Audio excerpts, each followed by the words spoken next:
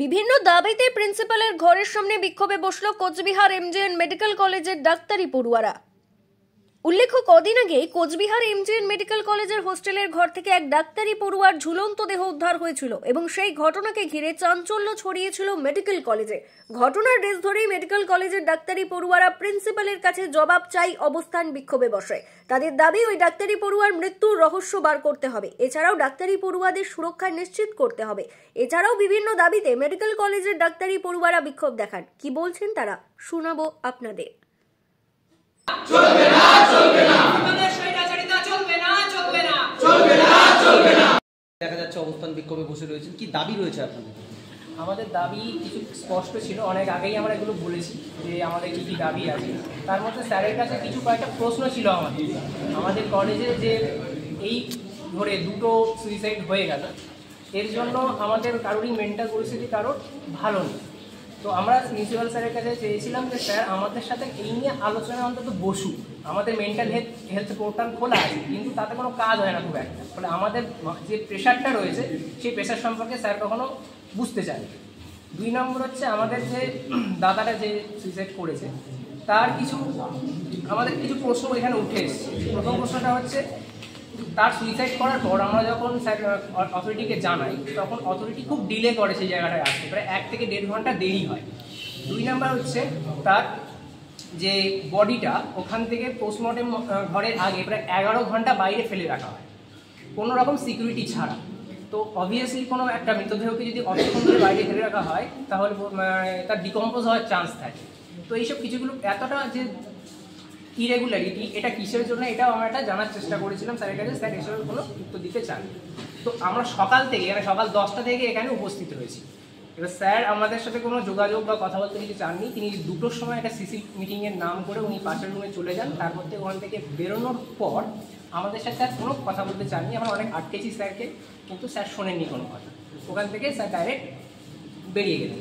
তো এটা একটা আমাদের পয়েন্ট ছিল। 2 নম্বর পয়েন্ট হচ্ছে, আমাদের যে নিরাপত্তাটা কোথায়।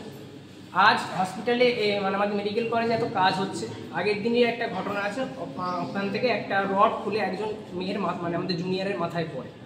তো তার সেখান থেকে হসপিটালে নিয়ে যাওয়া হয়েছিল, কিন্তু অ্যাম্বুলেন্সে ফোন করলে অ্যাম্বুলেন্স আসে না, আমাদের টোটো করে নিয়ে যেতে হয়। তো এই ধরনের যেসব আছে নিরাপত্তা যেগুলো, সেগুলো স্যার আমাদের কোনো দিতে পারছেন না, মানসিক আশ্বাসও দিতে পারছেন না। 3 নম্বর একটা পয়েন্ট হচ্ছে যে স্যার আমাদেরকে নানা রকমভাবে ডিফেমিং করার চেষ্টা করছে কলেজটাকে, আমরাই যেন কলেজের দোষী, এরকম একটা ব্যাপার। অনেক আমাদের আগে সিনিয়র ব্যাচের এরকম 3-4 জন দাদা আছেন, তাদের নামে মিথ্যা এলিগেশন আনা হয়েছে, তাদের নামে কেস করা হয়েছে।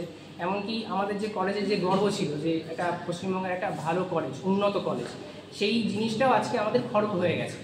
প্রিন্সিপাল স্যার যে প্রেস মিটিংগুলো ডাকতেন, সেখানে আমাদের নামে সবসময় উল্টোপাল্টা জিনিস এমন করে ছড়াতেন যেন আমরাই কলেজের মধ্যে কলেজটাকে, ফ্রেমটাকে নষ্ট করছি, থ্রেড কালচার আমরা শুরু করেছি, এটসেট্রা এটসেট্রা। তারপরে 4th পয়েন্ট হচ্ছে কি, আমাদের যে কলেজটা মোটামুটি 2018 সালের ওখান থেকেই চালু হয়ে গেছে।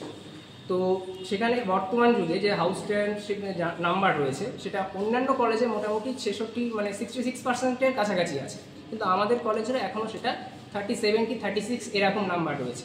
তো আমাদের একটা দাবি স্যারের কাছে এটা আছে যে এটা যাতে ইনক্রিজ করা হয়, নাহলে যারা ইন্টার্নশিপ করছে, এরা ইন্টার্নশিপ করার পরে কী করবে নেক্সট, তাদের তো কোনো পথ খোলা থাকছে। তো এরকম কিছু আমরা দাবি এখানে একটা রেখেছিলাম।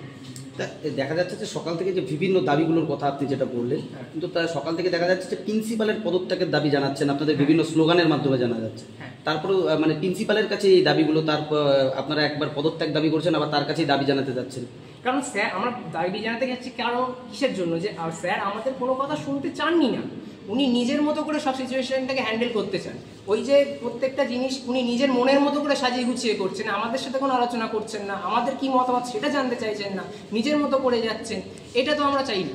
আপনারা প্রিন্সিপালের পদত্যাগ চাচ্ছেন? হ্যাঁ, আমরা প্রিন্সিপালের পদত্যাগ চাইছি। এই অবস্থান বিক্ষোভ কতক্ষণ চালাবেন? এই যতক্ষণ পর্যন্ত স্যার আমাদের দাবিগুলো না মানছেন। যদি দাবি মেনে নেন তাহলে তো খুব ভালো, আর যদি দাবি না মানতে চান তাহলে আমরা চাই না।